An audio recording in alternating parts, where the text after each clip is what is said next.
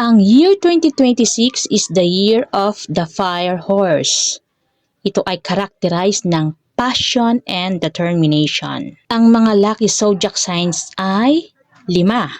Year of the rabbit, year of the sheep or goat, year of the ox, year of the dragon, at year of the dog. Dahil kulang daw sa water ang fire horse, so kulang daw sa kalma ang tao. Yan, nako, baka mga maiinitin ang ulo ng tao ngayong year 2026, kaya maraming mga conflict, mga away-away, hindi pagkakaunawaan. So dapat ang tao laging magbaon ng pasensya, maging kalma, maging positibo, para hindi laging napapasubo sa anumang conflict o sa away. At ang magiging kalagayan naman daw ng bansa sa taong 2026 ay maging maingat dapat dahil maraming sakuna at mga kalamidad tulad ng matinding init. Oo nga, parang mainit nga kasi ngayong December ng year 2025, so dapat amihan season, medyo malamig, mahangin, pero parang hindi ganun siya kalamig. Pansin ko lang, malamig lang pagka sa madaling araw, pero pag daytime na ay hindi na malamig, talagang mainit na.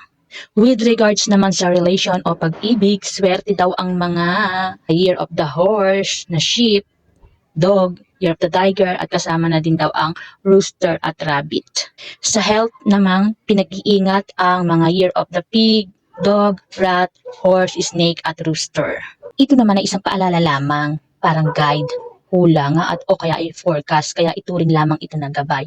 Huwag iasa dito ang kapalaran, nasa tao pa rin yang kung paano mo dadalhin ang iyong mga magiging problema sa buhay, kung paano mo gaganapin ang mga ganap na magaganap sa iyong buhay, kung paano mo i-handle, at syempre, naroon pa rin ang pananalig at paniniwala sa Diyos. Feng Shui naman tayo, lucky colors daw.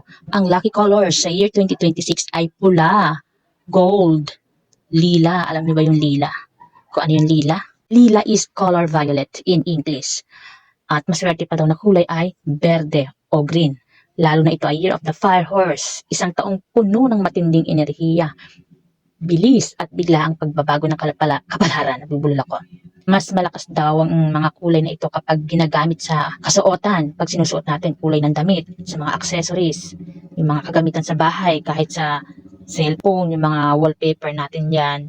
Dahil sumasabay daw ito sa apoy ng enerhiya ng fire horse, kaya napapalakas ang manifestation, swerte sa datung at sa tagumpay. Kasi daw ang kahulugan niyan, yung pula, ibig sabihin ng pula ay lakas, tapang. Kaya meron kang proteksyon laban sa malas at nag-a-activate ng swerte. Sana nga totoo. Yung kulay gold naman o kulay ginto, kumakatawan sa yaman, kasaganaan, mga opportunity, lalo sa negosyo, para magtagumpay.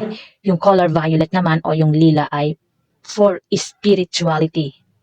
Malakas na intuition for higher connection and wisdom.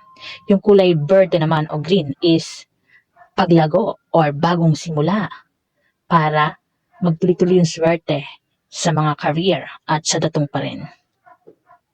Muli, inuulit ko, ito ay hula-hula lamang or forecast lamang ng mga Feng Shui expert, na basa ko lang naman yan sa kanilang mga pahayag.